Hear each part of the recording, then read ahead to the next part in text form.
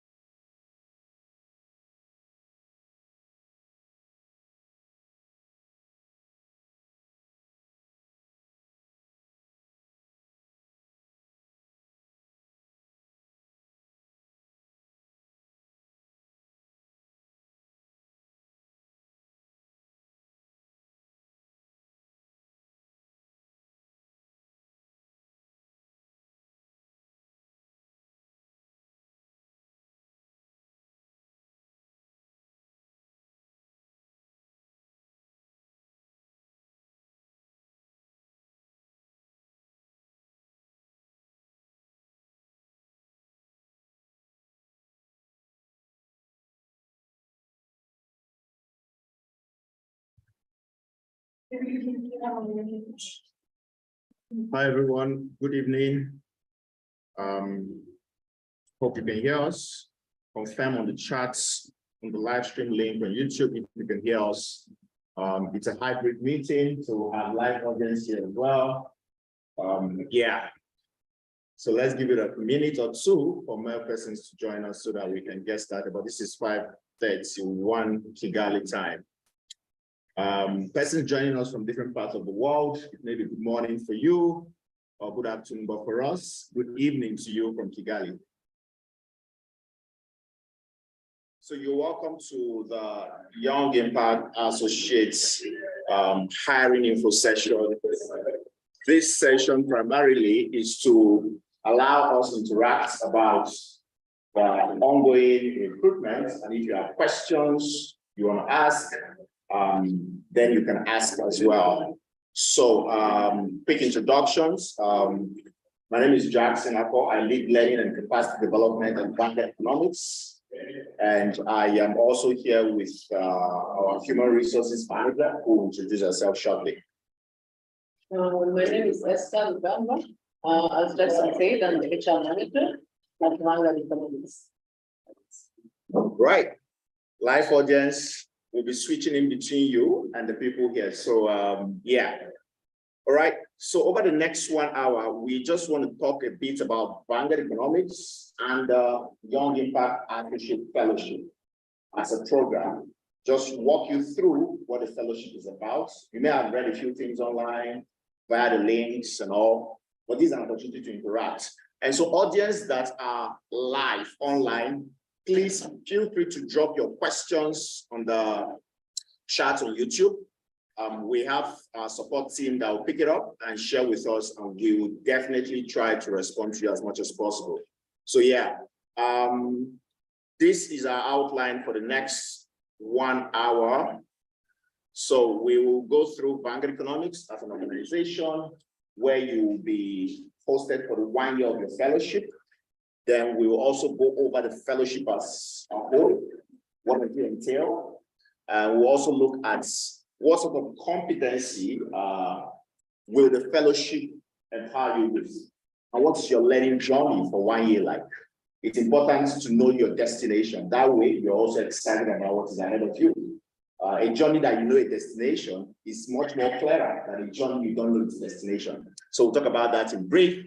Then we will also go to talk about who is a successful YA. So we're receiving applications so far, but what attributes, what makes you stand out of the multitude of applications we have to make it to the final 12, right? Then of course, I'll go through the hiring steps with you so that it's very clear and you know where you stand in the entire process. Afterwards, we go into the question and answer session. Is that right? Live audience, this is our agenda for tonight. So to take us through an overview of Vanguard Economics, let me invite Esther, our human resource manager, to just walk us through Vanguard Economics. Over to you, Esther. Thank you, Jackson. So as Vanguard Economics, we are a research and advisory firm. It was founded in Kigali in 2015 with a mission to identify, develop, and implement homegrown solutions to the challenges the population face on their path to the sustainable and inclusive prosperity. And at Vanguard, we have a firm belief that really, like, every population has the right and responsibility to mark their path of its own progress in addressing the social injustice and poverty that exists across our societies. So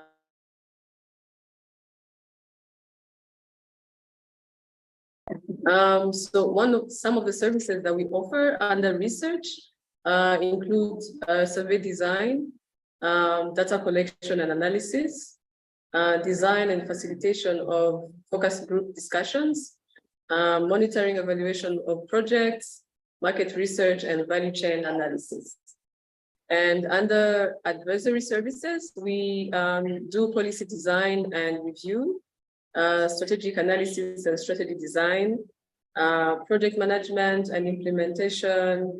We do investor advisory and support services, as well as design of business and investment plans. And how do we execute our mission? We do that by advising policymakers in creation of policies and strategies. And then also we do market research and identify investment and growth opportunities for both domestic and foreign businesses. We also do support our partners in implementing their vision to generate the transformation they strive for through project management services. We also do data collection services to ensure clients have the right information to make informed decisions.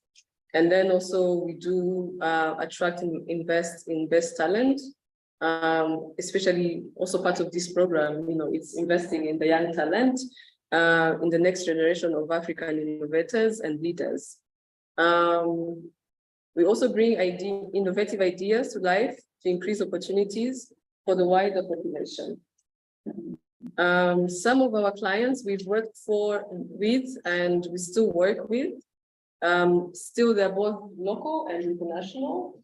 So we have the World Bank, World Vision. I feel like everyone can see on the screen, I cannot name all of them, but they're both local and international. So as a team at Vanguard, at the moment, we're a team of 54 staff members. And as you can see, over 80% of our people are youth. The average age we have in-house is 31 years. And then in terms of gender, you can see 52%, which is really good, but it's still, we would want a higher number. But also, I can see Jackson looking at me. But this shows also like how we are intentional on being inclusive when it comes to gender. And also you can see the full-time internship, because also we want to, the same way we are investing in the young people, we do it by doing these programs like this one of Young Impact Associates, but also by offering internship to other people that are not part of the program. So our team, it's a diverse team, but 72% we are all Rwandans, and 28%, come from all over the world. But you can see also most of them come from the African continent. So I can give Jackson, to take us through the program. Sure. In details. Yeah. Yeah. All right. That was a bit about Vanguard Economics. As you can see, over the last 7 years, we've been doing consulting work, advisory, research, cross-cutting across the development space. So in our desire for talent development in the work we do, so that populations shape their destiny, have the capacity, we have the Young Impact Associate Fellowship. And so what is it? It's a 1-year paid fellowship, where you get the opportunity to have your foundation laid in the journey towards monitoring and evaluation as a professional space. Rarely will you see fellowship opportunities that are really targeted towards MEL. We have fellowship opportunities across different disciplines. So this is one of those unique fellowship opportunities that prepares the platform for young people to transition into monitoring and evaluation. That's one. Secondly, it's also geared, like I mentioned, to empower young Africans. So the interesting thing about this fellowship is it's not just running in Rwanda, it's running across 7 African countries, Rwanda inclusive. So you can see Nigeria, Kenya, Ethiopia, Uganda, Senegal, and Ghana. So what I can also say here is for those who are applying and they are not Rwandese, if your country is among these 7 countries and you're watching us right now, I would advise that you even apply in your country of origin. That is way kind of more efficient if you ask me, right? So 7 countries, The intention is over the next couple of years, we should have young people who are empowered with skill sets to venture into monitoring and evaluation as a professional space. Yeah. And finally, of course, what does it then look like in practice? It's a full-time commitment. You're spending 40 hours a week learning and working on projects as a YIA. So you have the learning component and you also have the on-the-job training. So it's not another university education. It's not another classroom kind of setting. It's really intensive. We're just about graduating the first cohorts sometime in May. It's been intensive. If you get a chance to meet them, they will tell you how intensive it has been. So it's a full-time commitment. You cannot have another job on the side and be doing the YIA fellowship. It will tell on your performance, your productivity, your attention, and even your mental health. So it's something that requires your commitment so that you learn the ropes over this 1 year, then you can be able to transition into roles. Interestingly, among the current set of YIAs, we have persons who are already ready to transition into roles in very interesting organizations. So it's a reputable fellowship that really gives you the opportunity to work on very interesting projects, build your profile, build your CV, and that way you can transition into MEL. So what are the intermediate outcomes? For every fellowship program like this, we have what we want to achieve, what we want to see in young people as they transition into MEL. Number one, Young Impact Associates have relevant skills, both hard and soft, right, to start their journey in MEL. It's not just the hard skills of analysis, they are also the soft skill side of things. So this is what we want to see at the end of 1 year. And so far, so good. Among the cohort one, we've seen this, revealed. So again, this is the intermediate outcome. Just as you're about finishing, we want to see this in you. Secondly, Young Impact Associate, that's YIAs, have deep understanding of the job market trends and requirements necessary to thrive in their desired career. Oftentimes, young people desire a space, but they don't understand the landscape, the dynamics, right? What does it take for me to be a successful MEL professional? Oftentimes, MEL kind of engagements are not done by indigenous persons, right? It comes from up north, and we have us just collect data. So young persons or other persons on the continent just collect data, but the professionals come from outside. So this is a move to really empower the people to do this by themselves. Then they can shape their destiny. They can share decisions that can inform policy and things like that. What else? You also have that YIAs should have a solid understanding and appreciation of the value brought by responsible and context-sensitive approach to MEL. MEL is not carved in stone. How we do MEL on the continent is different from how we do MEL in Asia. Right? How you even do MEL in Rwanda may be different from how you do MEL in Nigeria. So there's that contextualization. It's not carved in stone. So through this program, there is a module that you're going to see later. It's really focused on evaluation, MEL based on context. So there are techniques to it, there are approaches to it, and that way you can really go into MEL with the sense of doing MEL with context in view and the environment where you're working. So we don't just implement, say, a framework that's been designed for another community, for the Rwanda community. It doesn't work like that. You just collect data and analyze the wrong stuff, and that way you're not doing a great job. So yeah, these are the intermediate outcomes. What then do we look for as the grand strategic outcome? The big outcome out there.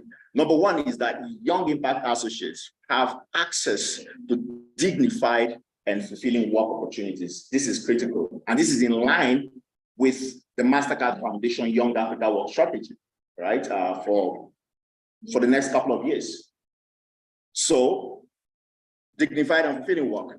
Then you also have that these young persons, people like you and me and other MEL professionals, are able to shape and promote the debate around the practice of MEL on the continent, so that we have a community of practice that is made up of young persons and not just some retired folks who have, worked all their life, and so they just retire into MEL. But MEL can be a space where young persons can also thrive. We know it requires experience over time, but the journey begins now. That way you can thrive into it, right? So then I had mentioned earlier that we have the competency domain. If you have questions, live audience, please drop it on the chat. Somebody is monitoring it, as well as the audience online. I'm referring to the audience online. For the persons here, please just give us a few minutes to open the floor for questions and answers. For the persons online, please drop it and we'll pick it up. So what sort of competency are we looking at the end of 1 year of being immersed in the YA fellowship. Number one is evaluation knowledge. There is a wide difference between monitoring and evaluation. Evaluation in itself, there are knowledge and specifics to it. Number one, the professional practice. For every profession, there are codes of conduct, there are practices, right? And so management practice is also there. Your the context analysis and engagement. So these are very critical areas that the program wants to see you gain competency. And with these competencies, you can kickstart your career in the field. Then how are we going to achieve these competencies? So we have the competency domain. What then are we going to be doing that will drive its achievement? So I call it the drivers of the competencies. Number one, there is a structured learning where we have modules such as theory and practice of MEL in Africa, right? With context to countries and all. There's also the qualitative research, which you will take over time in your work, and as well as in structured learning sessions, as well as sessions from friends, colleagues at work, I mean to say, as well as mentors. There's also the quantitative components, right? So it's a mix of both the qualitative and the quantitative. And there's also work management. How do you manage work and stuff like that? And there's also knowledge management, because you're in the space of creating knowledge, right? As an MEL professional. So there's that space around how then we manage this entire process. Now, what are the others apart from the structured learning you can see here, right? There is the immersion on Vanguard Economics project. That's what I mean by VE projects. You can see the clients we work with, monitoring and evaluation kind of projects, research projects, impact assessment project. All of them are underpinned by what you'll be learning. And so those projects are going to be the real game changers. It's not even the structured learning of, we spend time, say 90 minutes together. It's those projects. You're thrown into the deep end and you just have to figure it out yourself. And once you do that, you come out a different person with experience, with insight, right? There's also conferences and workshops. These are ways to create learning. We have the Committee of Practice, the Rwanda Monitoring and Evaluation Organization, RMEO. So that way, YAs also become part of that community. If there are events, if there are workshops, if there are webinars, you just get to see how it's happening and you're part of the wider community. Coaching and mentorship, this is also another way, right? Currently, our cohort 1, they've been paired with coaches, and these are highly reputable MEL professionals on the continent. And so you spend coaching sessions with them, just having this conversation around the journey into MEL. They share with you. Some of these coaches have over 15 years experience, over 10 years experience. So they kind of hold your hand. So it's like a hold my hand approach, right? Then you get to see the ropes of the field. So you have your coaching sessions all in a bid to achieve this competency domain, right? So there's also the learning style. Haven't mentioned all of this competency domain, and I will take it off from this quote by Benjamin Franklin that says, "Tell me and I forget, teach me and I remember, involve me and I learn." So like I mentioned, the YA program of fellowship is not another master's degree. It's not another undergraduate research program. It's completely different in terms of its approach. So we have the 10, 20, 70 kind of model, wherein 10% is really the structured learning, where we gather together and look at some reference material, discuss what you read. That's about that, right? But the 20% is learning from others. We're working on projects. I'm showing you what to do, you're reporting back. That kind of interaction really facilitates adult learning, right? Very key. And ultimately, the bulk of it, 70% from projects. So you see that. So this model has been proven to help learning, and it's really an interesting space. So if that is the case, I had mentioned this breakdown of it, then look at it at a glance. So you can see what a typical 10% looks like, right? Modules. We have a learning management system where all our resources are there, YouTube links, videos, everything, self-paced, you just go read it, 10%. Those things, you remember them at 10%. However, when you look at the 20%, right? Communities of learning, those conversations, evening chats around MEL, mentorship services, the white papers. Currently, our cohorts 1 are working on their white papers, or a synopsis of some project they've worked on that can be published, right? So all of that really immerses you at 20%. But when you now go into the 70%, which is really you leading a project, in Vanguard Economics, one of our core values is everybody is a leader. So from the first day, we'll not see you as, oh, you're just a YA, oh, we pity you. From the very word go, you can be asked to lead a project. How you do it, we figure it out. But that sense of ownership really drives you to go and research, because you can't come the next day and your PPT is empty, right? Your slides are empty, your presentation, nothing. So it pushes you. So that core value for us is key. And so even the YAs are not exempted, right? So it's not just the employees that everybody is a leader, our interns, as well as fellows like you who will join come September, right? So you find yourself deputizing. Somebody is not around, please stand in the meeting, do what you can do, prepare, share your deck to your mentor, anybody, or your coach, or your colleague who you share decks with. The person can give you feedback. So this is typically how the YA program is. And after 1 year, you come out really better. One thing we promise YAs is at the end of 1 year, on your CV, at least 2 projects. 2 projects that speaks volume with highly reputable clients. That when your CV is seen, somebody will want to take a second look. Okay, this guy has worked on something. Looks like it's a potential, hire or something like that. And that in itself has given you a step or an edge from the general population. I've interacted with hiring managers in MEL. What they tell you is that they get hundreds, thousands of CVs, but there's no relevant experience. It's just, I read mathematics, and so what? I read statistics, and so what? You've not done anything, no prior experience. So really, this fellowship allows you just learn on the job and have some experience that you can build your journey into MEL. So over 1 year, what then is your learning plan and progression? I had mentioned at the beginning that it's important for us to know the journey and the destination, right? So you know the destination after 12 months, then that way is exciting. Every day you look forward to showing up, you know where you're headed to. And that's what we want to share real quick. Right? Those modules that allow us to achieve the competency domain I shared earlier. So the quantitative research, very intensive. The qualitative research with relevant softwares and tools like that. You also have the knowledge management module, the work management module, as well as theories and practice of MEL in Africa. Again, that brings us the contextualization of what we're discussing. So these modules are broken down into 3 levels of basic, intermediate, and advanced, right? So you can see across quantitative is taken throughout the fellowship for the first 9 months. Each level is about 3 months. When you go to a qualitative, it's also taken across the 9 months. The 3 levels. Knowledge management happens only for the first 6 months. Then work management across the 9 months, which is like the 3 levels. And this module here is a very, this only happens at the advanced stage. Right then you've gathered all the general knowledge, all the practices. Then we can now bring the contextualization, right? So it's just an exit kind of module to drive understanding, context, and being sensitive to the environment wherever you're conducting MEL. So I also have the progression here. So we hope that by 1st of September, the successful 12 fellows, hopefully some of you who are here, the live audience, as well as those who are online, will make it to the final 12. Once you resume, the basic module will kickstart. And remember, this is just 10% of your learning, right? This is your structured learning. As you start as well, we're also looking at the 20% and the 70%, just on the go. So it's really intensive, and that's why I say it's a full-time commitment. It's like another full-time work.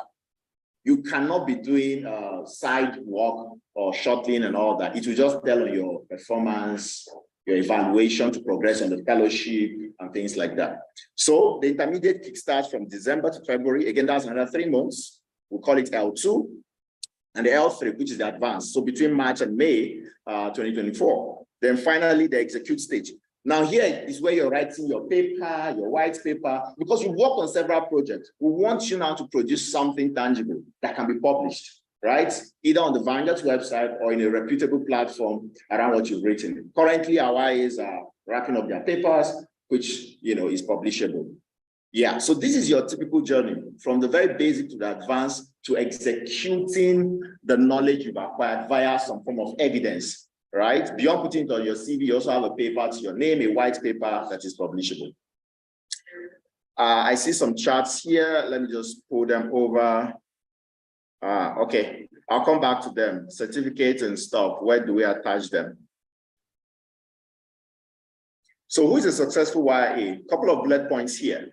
Number 1, we're looking for young Africans with passion for development in Rwanda. Because we're domiciled in Rwanda, it's important to have persons who understand the context. A couple of our projects are here, and some of the work we'll be doing is here. So it's really important, right? That you understand development and stuff like that. Then, of course, you must be an African national, fluent in Kinyarwanda and English. This is very important because you go to the field to collect data, right? So, say you go to Musanze and you don't speak Kinyarwanda, you may struggle a bit, right? So it's important that that fluency is there to be able to do the work you're doing in the communities where you're collecting data. Age-wise, this is clear on the call for application. Above 35, it may be a bit difficult. We're looking at persons 35 below with a bachelor's degree, of course. That's the minimum qualification. If you have a PhD, fantastic, and you find that this scholarship will help you kickstart your MEL journey, why not? So there's no restriction to the highest educational qualification, but minimum, you should have completed a bachelor's degree. And that's because through a bachelor's degree, you understand the rigor of research. MEL is embedded in research, impact evaluation, and those kind of related stuff. So it's important. Yeah, proactive and a sense of ownership of task. Because you'll be thrown in, imagine the 70% component of the fellowship where you're thrown in. You have to have a sense of ownership of the project that you'll be working on. You cannot transfer it to somebody else. So we want persons who are really, open to take on tasks, take on challenges. Some projects, you don't even have an idea completely how to go about it, but that sense of ownership, that sense of proactiveness can really help you just, make a headway. So yeah, the last but not the least, there has to be clear evidence of being involved, or even if you've not been involved, but there's interest, right?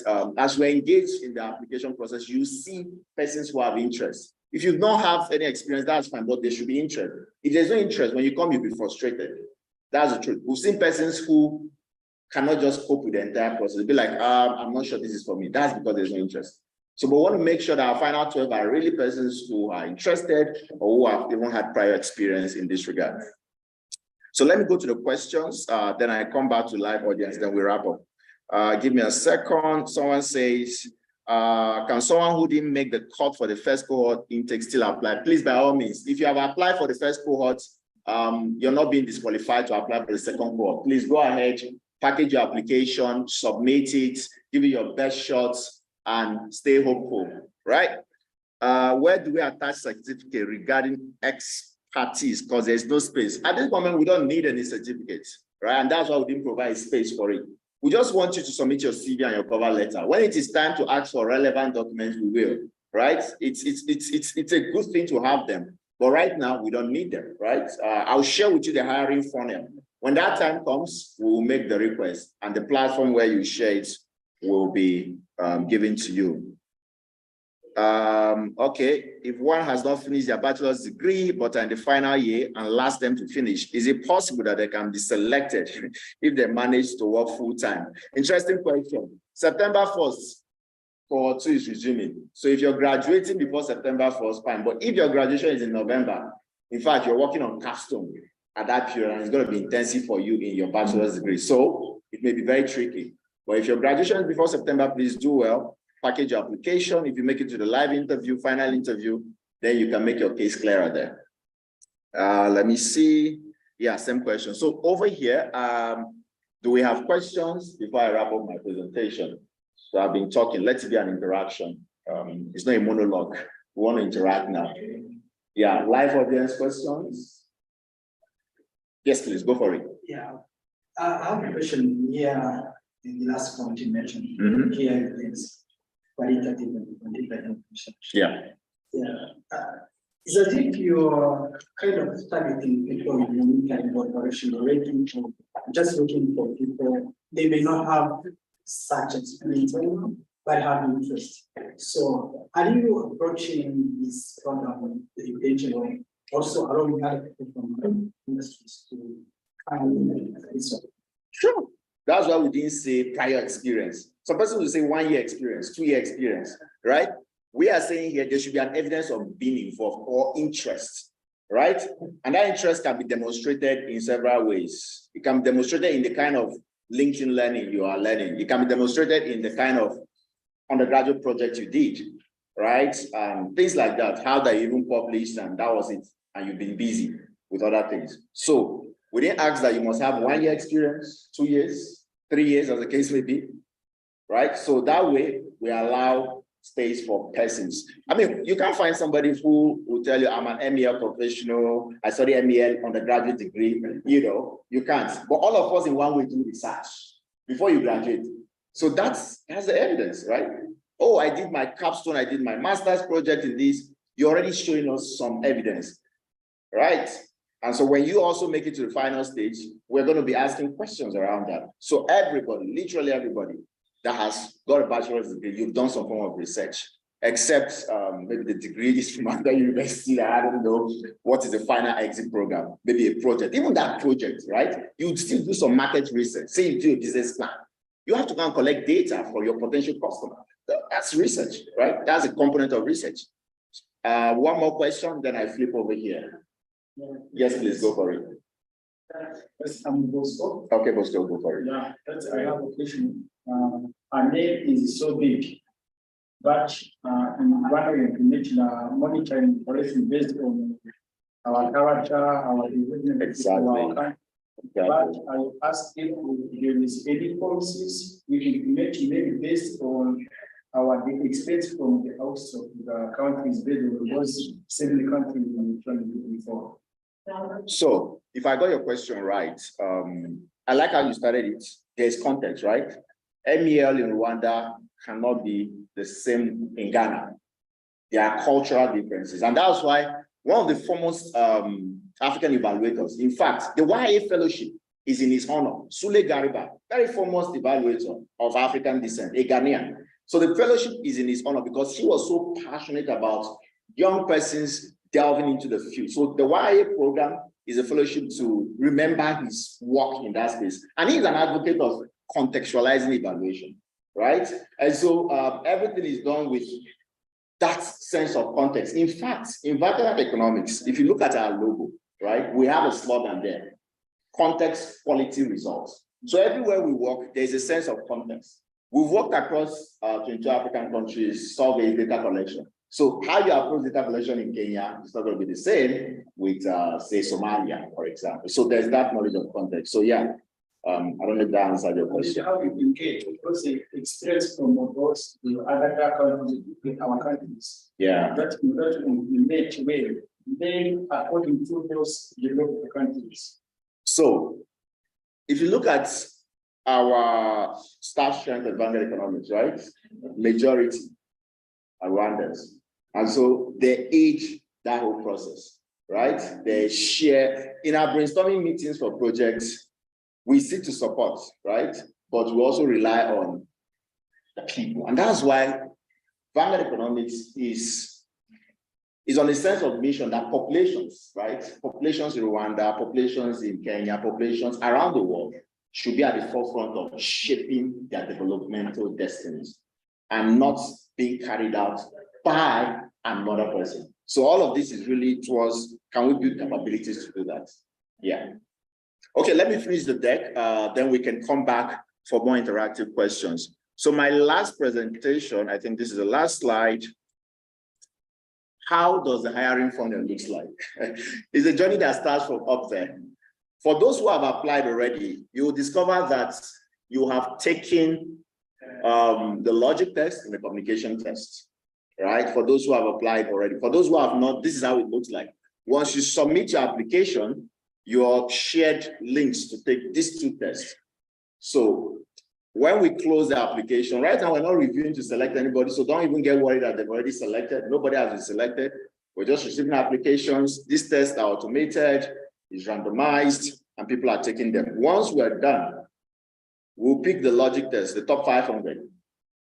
Because a sense of logic is very important in the work. And so that's why that test is there. And the logic test, again, is very contextualized. We didn't just pick a logic test from any recruiter. We had to design it. If you've taken it, you notice some of the questions were really around, Rwanda and the things on the continent. So it wasn't just a random logic test that you take for getting a job elsewhere, right? So once you do that, we filter top 500 performers, right, on the logic test. Then we go down to look at, out of the top 500, we need top 250 based on communication. Because you'll be communicating in this space as well. And so we just have to train this test to help us filter. So top 250 to be selected. Now, this top 250 will be subjected to another level of testing, which is what we call the social development awareness test. MEL professionals will work in this context. And so we'll be running phone interviews across the 250 to select top 150. Now, at this point, out of the top 150, we're looking at the CVs and the cover letters. And so that's why it's important for you to give it your best shot when you're writing your cover letter, right? Express yourself as much as you can, show us the interest, show us you're really, and how then do you also contribute to the whole program and things like that. There are principles for writing cover letters, and this session is not there. So when we get to the top 150, we are reviewing it for the top 30, right? Along our hiring criteria, and we score as like top 30 scores. After that, the top 30 are invited to the physical office at Vanguard Economics in Arutarama. And they are now subjected to physical. That will be the first interaction physically with our hiring team, right? You meet our hiring manager as well as other persons. And then you'll be given some tasks. You will be engaged to really quiz your interest level. This is the time to really see that interest now, or prior experience, as the case may be. And then we'll select the 12 out of the 30. So it's a long journey that spans till July, so that persons who are notified by 30th of July can use the whole of August as a notice period, right? So that 1st of September will resume. So if you're currently engaged someone, you feel like this fellowship is a thing for me, and you eventually make it to the final 12 by July 30th, then you have, the notification, the congratulatory email, then you have August to take a decision. Maybe you don't even want, you reject. We'll go back to our list and look at the 13th person, right? So we've had persons who got it and they're like, I just got something else. So that whole August period is a window for you to accept or reject. Then we can also fill the gap for any gaps we may have. So this is really our hiring funnel. And so thanks for listening in. Now the floor is wide open for our audience online and for our live audience to ask questions around this entire process, around working in Vanguard. Good enough, Esther is here to tell you a bit about the humans of Vanguard Economics that you'll be part of for 1 year, right? It's an interesting environment. And of course, I'll also answer technical questions around the fellowship. So the floor is open. Online, let's have the questions, and even here. So we can start with the physical audience here. Any questions? Yes, please, go for it. Maybe your name and the question. Thank you. You're welcome. My name is Janice. I have a question on the previous made learning plan and progression. All right. This. Yes. I can see the role models ready for the township period. So my question is, how do you ensure that it's mastered from one model, so maybe he or she can progress to the other model, or how do you test that fellow can really be able to do maybe houses and coaching? Yeah, definitely. So there is that plan. If you go on the structured learning, right, there are very simple quizzes that you take at the end of the structured learning. But on the project side of things, remember I mentioned, this is not another master's degree that leads to the award of the certificate. You're working real time, right? So there's also the quarterly evaluation. Every 3 months there's evaluation. Yourself and your line manager, because when you come into the fellowship, you're under a line manager, right? Either in the quantitative data team or the qualitative data team, based on interest and stuff like that. So there's also the quarterly evaluation of the work you do. So there's that monitoring of your work and then feedback, right? So it's not so academic, right? Where you write an exams and then you write a project, then you say, we graduate you. No, it's project-based. And so those projects, if there is a cause for concern, at the end of the quarter, we'll see it, all right? Then we can have a conversation.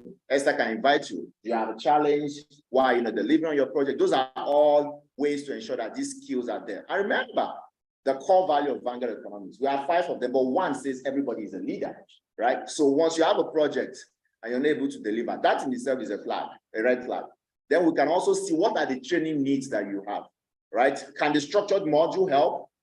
If it's not helpful, then what can we do, right? Can we recommend some MOOCs specific, massive online open courses for you, right? Then once you're taking those courses and it's helpful, we're going to see it on the projects you're doing. And that's why 70% of learning is there, right? So we're going to be looking out for those projects, your inception reports, your plan for data collection. If you've learned analysis, now it's time to analyze and you're able to analyze. That's a clear evidence that you've not learned. And so we need to find a way to help you, right? Should we subject you and pair you up to the lead analyst? Then you're also part of it. Already there's a structured learning. So there's that, tracking system to make sure that learning is happening so that we don't finish at the end of 1 year and persons are not able to transition into at least entry-level position in MEL. But as we speak, persons are, why is that finish the program, that take it and embrace it and really own it, they are more than qualified, overqualified for entry-level position in MEL. Some of them going in for associate level and stuff like that. So yeah, we have those tracking systems in place. There's a question here. What happens when you're in the top 30, but are not able to come to the office in Nyarutarama for physical interaction? Maybe you're not living in Rwanda at the time of invitation, right? We've had such cases. We'll try as much as possible. It's a digital world, right? So that will not disqualify you. Because you're not physically here, we're not going to say, please give us some space. Let's get people here. No. The only time we have a problem is when you receive that offer and you say you can't come. You can't do the fellowship online. It's not a remote fellowship.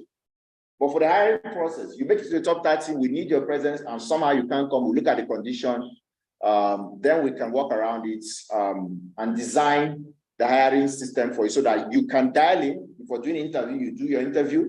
If there are group activities, you yourself and your group, we open a Zoom link for you and you are part of it, right? Still contributing to that group activity. Then we'll also see how you work in groups and things like that. So you're not going to be disqualified because you're not physically in Rwanda when you make it to the top 30. Yeah, I hope that answers the question to the person. Someone says, are Africans mandated to already have Rwanda working permit in order to apply? Okay, so these are persons who are not in Rwanda and the working permit. Yes, you will need a working permit to, if you're not Rwandan, for example, right? But you have good knowledge of Rwanda. Remember, there's that clause because you're working in the communities, you're collecting data, you're learning the ropes of working in communities. So we don't want you to go there and you're stranded with language barrier. So, but if you have Rwanda experience, you're fluent, you can demonstrate that to us, then we can look at, the chances of getting a work permit and its possibility, right? So we've had cases like that, very rare. But oftentimes we end up with people here who are willing to work. Yes, please. Thank you the most. Your name, please. Sorry? Lasana. Lasana. Okay, Lasana there. Okay, so I was here since like 3 years. I can't speak Rwanda very well. I heard that. At least I think like it's mandatory to implement in Rwanda or you have this knowledge of something Rwanda. The core of application says fluent. So if you come back to say, English, not English, language proficiency is categorized in 3: basic, intermediate, and fluency. I think C1, C2, C3, or rather A1, A2. I mean, there's just, so fluency means you should be able to engage, right? So basic knowledge may not be so helpful. We expect some level of fluency. Yeah. Thanks, Lasana. Yes, please. Then I can go for it. Thank you so much. My name is Person. Person. I can't hear you later, but it's probably in the mic. It's 40 hours a week. And this way I was checking out the website and said 30% of the line is done by practicing. Exactly. So obviously, for someone who's coming that entry level, sometimes the budget will not be an intensive work. Probably the past 2 months they struggle with balance and escaping them. Basically, not to the people. How does the fellowship then cater for work-life balance of the extracurricular? It's kind of unsupported, Yeah, I get that. And that's what makes Vanguard very interesting. It's an interesting space, right? Even in one of your structured modules, very early in the fellowship, we know that you may not have been in this space of working full-time. We have a module dedicated to work-life balance. Last year, at the very basic in work management, that module was there. For 6 weeks, we're really having conversations around this, right? To really help you transition into this commitment of 1 year. Then, of course, at Vanguard Economics, we have very interesting activities that makes work fun, right? Our offices are like another home away from home, right? If you get a chance to visit our office, the way we are structured, it's open office, you have buddies, you have friends, your colleagues literally become your friends and things like that. So there's that support system. And of course, let me allow Esther maybe to say a few things from a human resources perspective. Go for it, Esther. I think on this one, I'll share a personal experience for you to understand the kind of environment economics is.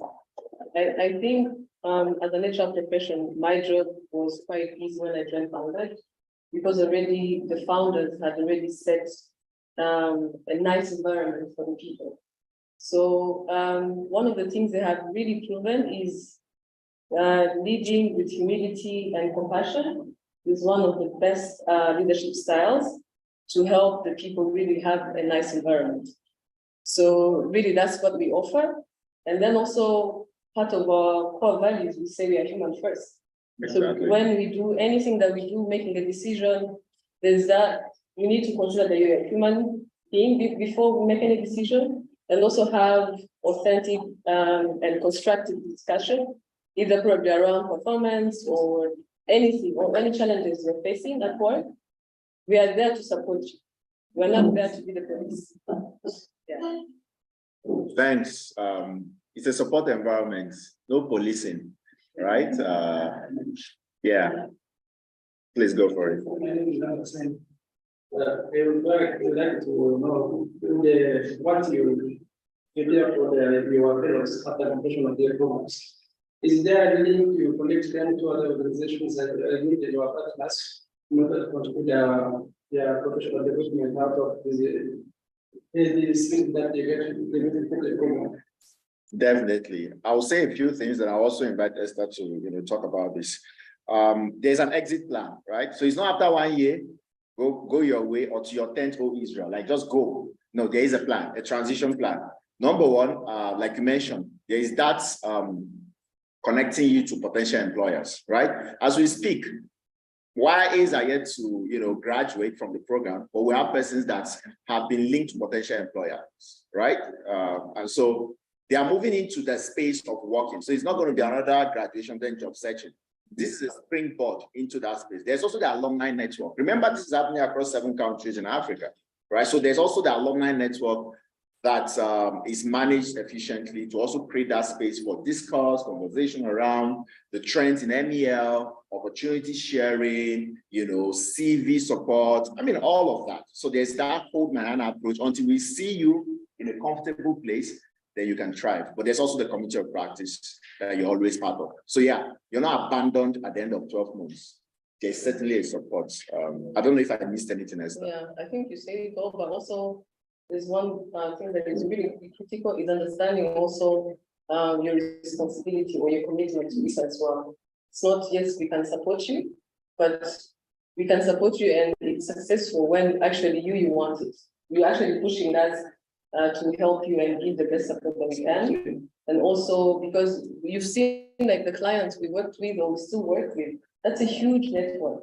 And sometimes we get opportunities and then we find them, we think about why fellows. But again, for someone to immediately think about you, you need to be, you should mark someone for them to always remember, oh, I need to call Bosco. I need to call, this exactly. Saying your name. Yeah. Yes. Definitely. So there's that commitment also from you to really make sure you get the opportunities there. Yeah. Absolutely. Well said, Esther. Because you can't take a horse to the river and force it to drink water, right? We link you, but you're not willing. So you leave a mark, you leave an impression. Oh, this guy has an agri background. He has interest in MEL. So I see an opportunity, MEL in an agricultural setup. I know it's going to go. Because he has also shown himself. He has been proactive. He has taken ownership of his own development. In fact, I'll be so rest assured that you can go through the hiring process, right? Than somebody who is very passive. All right, these are opportunities. Send your cover letter. The person will wait till the deadline night. They will now share a draft for you to review. Then you now submit. It doesn't work like that. So that proactiveness has to be there. I saw a hand here. Sorry. Okay, lots of hands are coming. Okay, go for it, then we come back this way.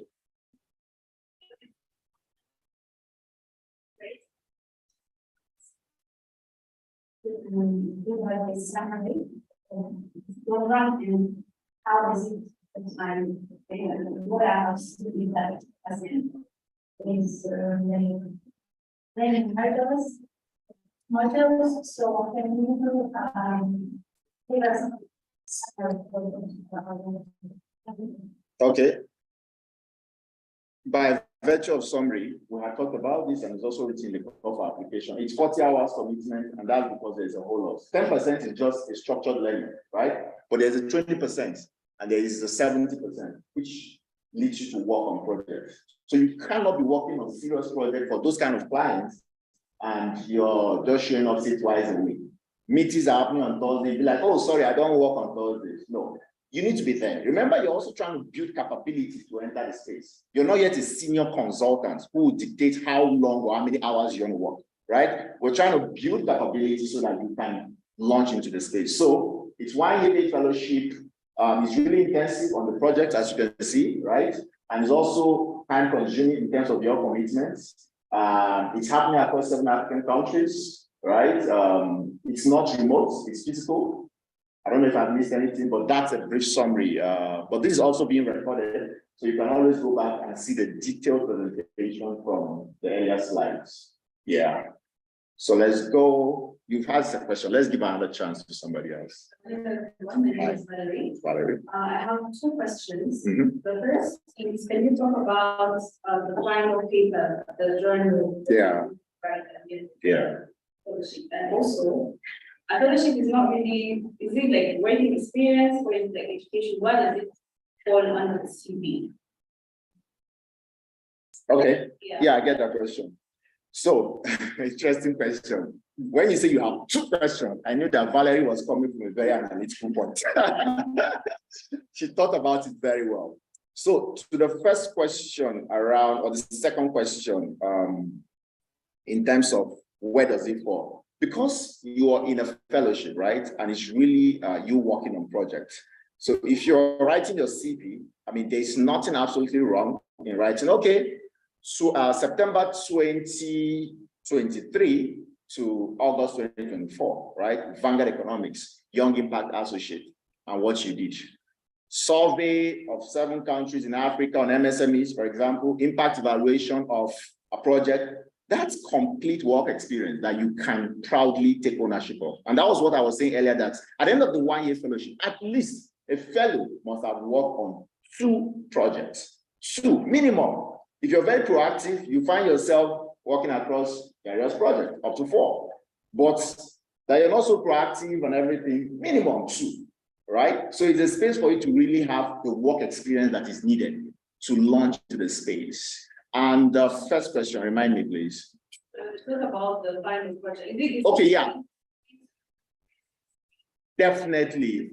Because, no, it's not just personal experience, right? Remember, you began a journey from the month 1 up to the, say, the 9th month. And all that journey, you'll be working on projects, right? And so, for example, our current cohorts, they were part of what we call Baseline 1.0, right? It's a national study of youth entrepreneurship in Rwanda, that landscape, and things like that. So from the data they've collected, of course, we've written down a very large report for the clients, but let's have you tease out white papers, right? Summary kind of papers. Talk about, say, education and employment, right? Or education level and entrepreneurship engagement.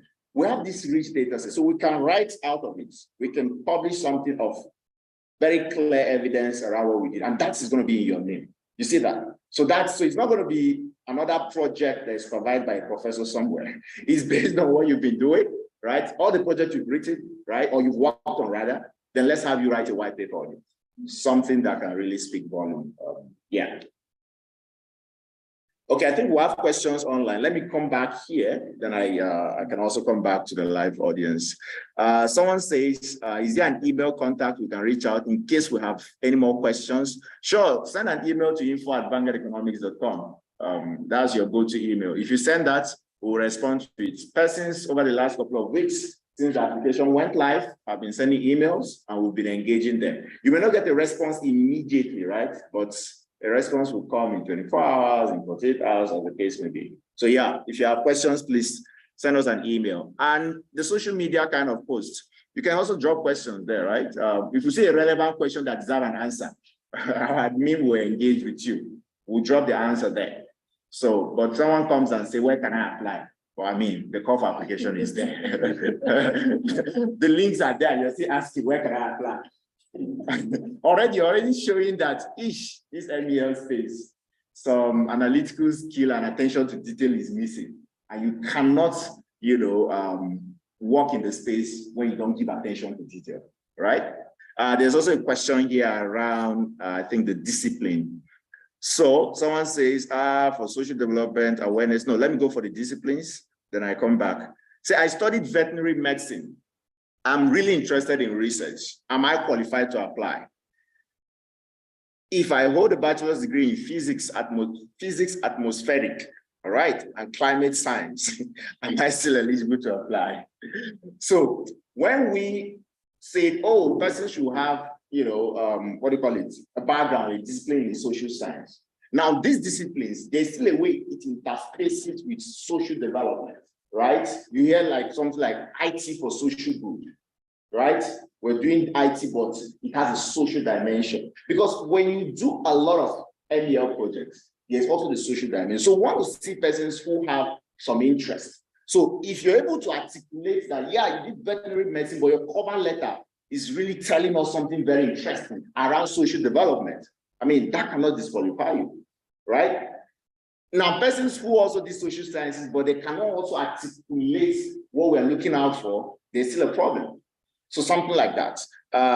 Yeah, so don't feel completely disqualified. Apply. You have a space to express yourself. That's why it's a cover letter. Oftentimes, people will just take their CV on cover letter. No way. We have your CV or resume, 2-pager max. Come to the cover letter and now tell us, how then do you find alignment, right? What is your mission? How does, though you have a discipline in, say, the pure sciences, but right now you are at a point where you're really passionate about social cause, social justice, community development, and things like that. So don't come and regurgitate your CV. That's the free advice in this session. You regurgitate your CV, I can't see anything. Hiring team cannot see anything to really pick because your CV is there. You wasted your 1-pager for cover letter for another CV, but this time in an essay format and not in the tabular format. Let me see if I missed any question. Someone says, for the social development awareness selection stage, does this mean one needs experience in social development, or should one have some social development research conducted personally? We're not asking you to have done any research, right? But some level of awareness. We're talking about youth in agriculture. You cannot be completely aloof, right? We're talking about women empowerment. You can't be aloof. We're talking about youth in development, right? We're talking about all of these issues, So really, so we're not asking that show us a paper you've done. No. If you have it, fantastic. That's an evidence of being involved in research. But if you don't have it, interest, awareness, and things like that. Okay, let's come back to the live audience. Sorry, Han Bosco, yeah, let me come back to you, then I go over. My name is Pierre. Oh, sorry, no Bosco, man. Apologies. Go ahead. She gave me Bosco. I said, sorry. So you mentioned several times that you and the cohort which one is already in program right now. So I'm just curious to know what challenges you notice they face in the room, how do you address This man wants to milk this info session out. All right. I mean, this is the space for these questions, right? We didn't want to just do hiring and land in the 12. We wanted a space where people can interact and really see the faces behind the whole program, right? So what sort of challenges? Esther, they ran to you as HR. What are they saying?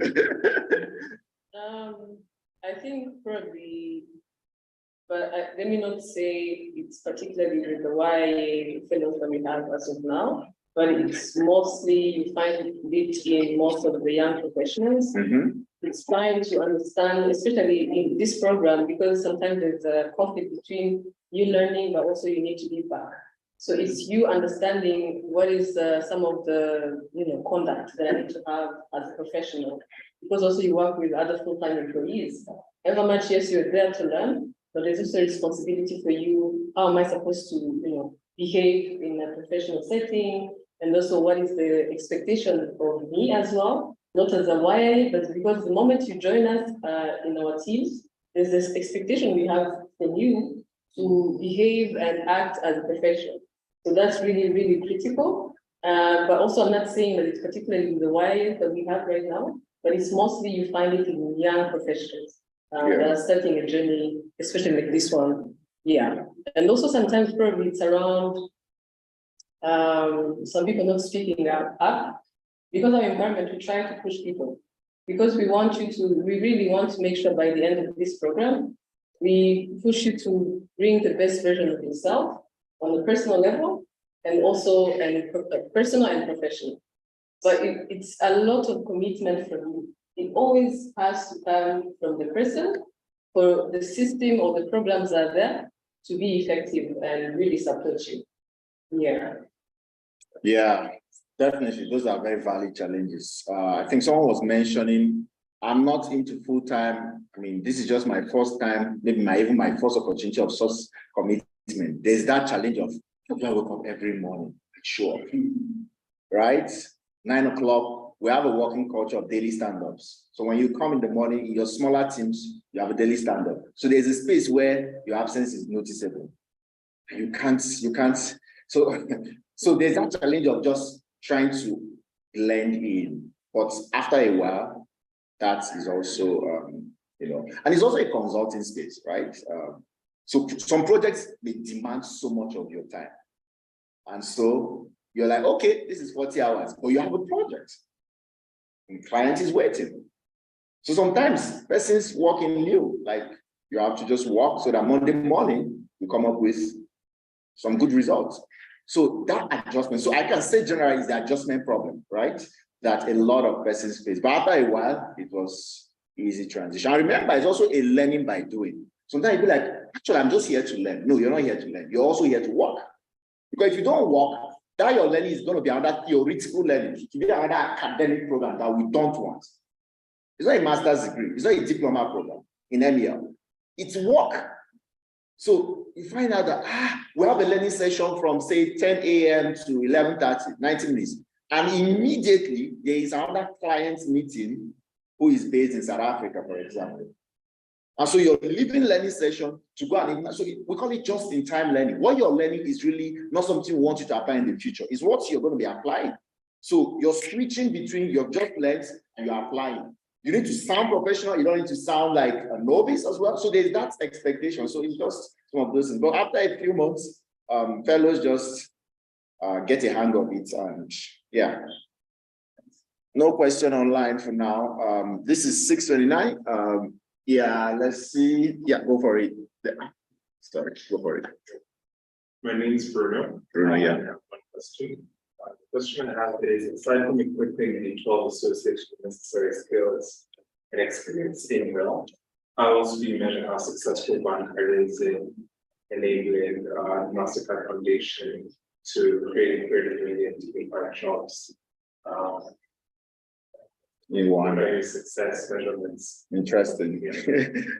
So remember the grand strategic outcome, right? We want YIAs to have access to dignified and fulfilling work, right? And so for us, one measure of success is the rate of retention in organization. You finish the fellowship and you get a decent job in a reputable organization. It means you're able to work. You went through a hiring process. You showed yourself competent. And so you've been given the offer.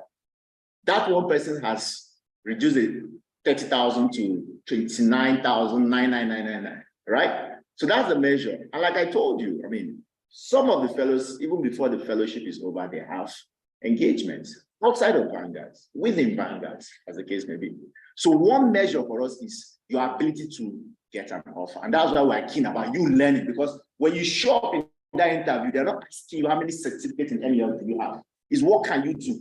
This project is a 3-year donor-funded project. We need an MEL associate. How are you going to design your log framework? How are you going to collect data, right? How are you going to ensure that your report is ready as I went you?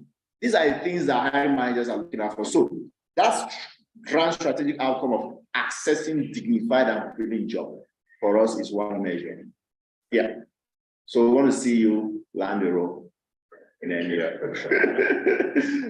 Yeah. Over to you, please. Thank you. And then, question, Could you be a bit audible so that the live audience can pick you up? They have a question. From the research development, data analysis, work experience, what level of values or skills in this country? Interesting. So what you mentioned are what we call hard skills, right? Analysis using R, collecting data on survey CTO, whatnot. There are also the soft skills, right? Oftentimes, your hard skill will take you to the door, but your soft skill is, we've had people that they are good, but say, for example, communication. How do you communicate with police?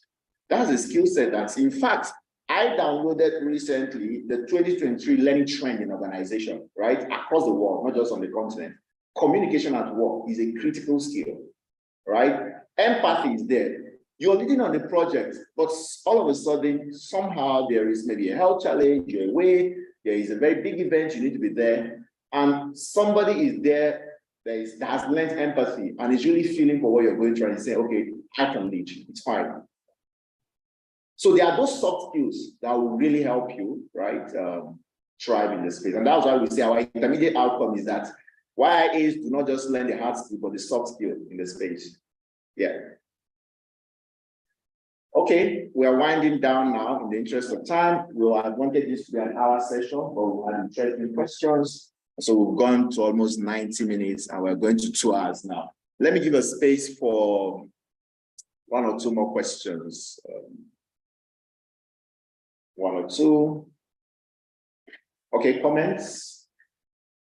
If there are no questions, comments? It's going to be tough. I like that comment. But yeah, the final 12 are really persons who have shown that, yeah, they can survive that funnel. Yeah. Last year, we have over 2,000 applications. So that was like 0.04% chance of getting in. For every 1 person, what you have is 0.04%. So it's really competitive, the fellowship. I saw a hand there. Yeah, I like the structure. Yeah. 10%, 20%, 7%. This is really amazing structure, which I think even other education institutions have.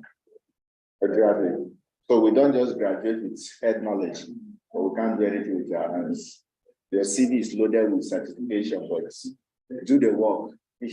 The problem. So we concentrate a lot here, right? We do all the exams or the tests, but when you come here, nothing. Yeah. Okay. That's the other things I have to talk about. So my main institution will talk about monitoring and evaluation, but you add the other things running. But it is so interesting to be how you have to run for analysis you have done before from the lessons learned. Yeah, Definitely. that's so interesting for it's a complete not just M&E but MEL, right? With the L, very important. We don't want to forget the L. Oftentimes people forget the L. I don't know why. But that learning is important. Matt, any comments? You're an active participant. All right, go for it, please. Yeah.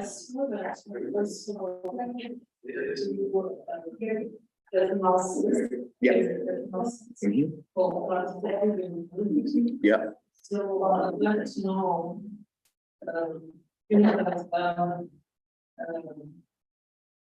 there is updates on with the softwares that I use for.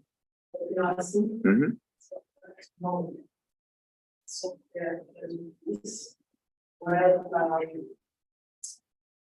learning or quantitative and Interesting question. Every day we have softwares and things are changing. Back in the days, SPSS was a thing, but overnight, R has come to sweep that landscape. Not as SPSS is bad, it has its unique features, no doubt. So, but our YIAs typically have been immersed in the use of Stata, right? The use of R. These are two quantitative softwares. Then for data collection, quantitative data collection, Survey CTO is a tool we use. Other organizations use Kobo Collect. The list is endless, right? Depends on your need and how that software meets your kind. But generally in the market right now around MBL, once you see a role, they want to see how they generalize data using R.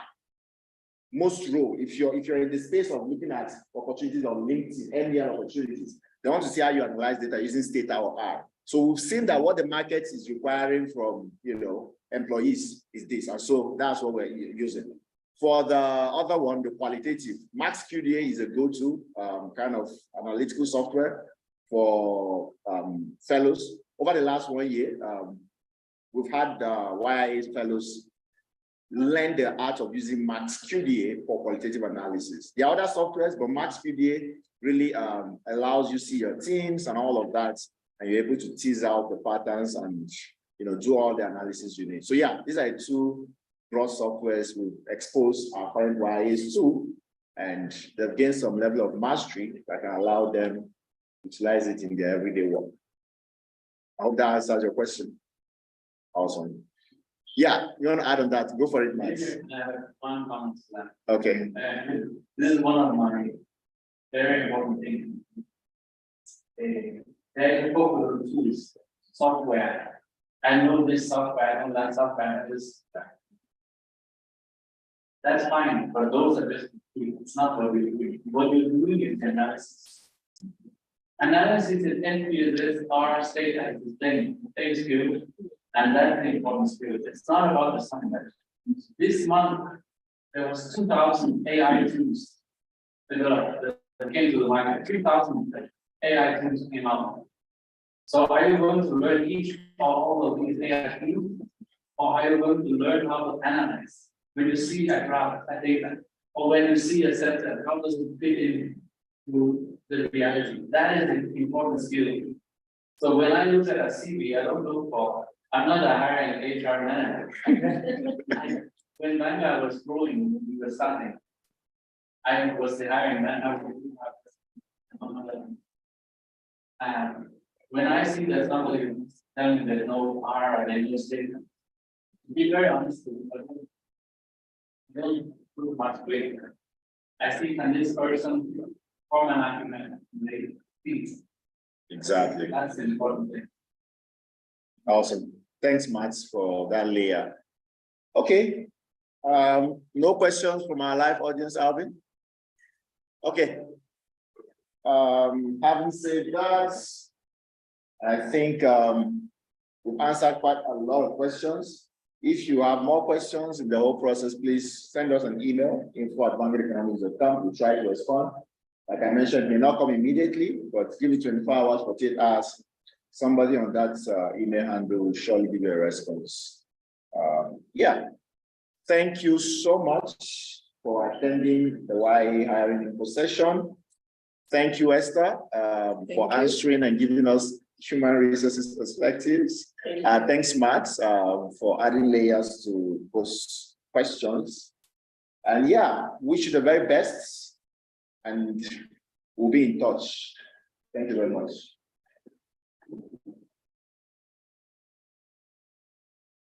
I think over there we have waters and say hi to one or two persons, network a bit, and just leave. Perhaps you're with your next with your colleague at the fellowship. Thank you, Alvin. Folks online, have a great evening. Bye.